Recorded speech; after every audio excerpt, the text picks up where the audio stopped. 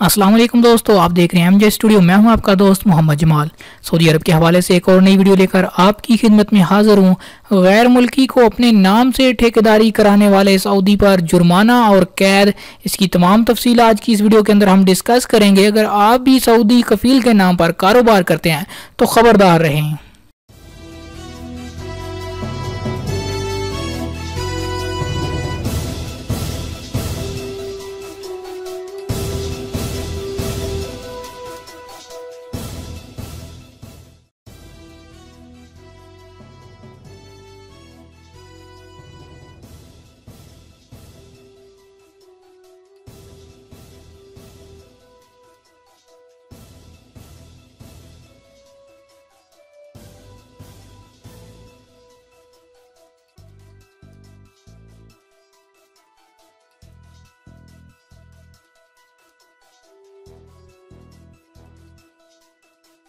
ये तो दोस्तों, ये वीडियो अगर आपको पसंद आई है तो इसको लाइक कीजिए और ज़्यादा से ज़्यादा शेयर कीजिए और चैनल को सब्सक्राइब करना बिल्कुल भी ना भूलिए, ताकि आपको इस तरह की रोज़ाना की मालूमात रोज़ाना की बुनियाद पर मिल सकें।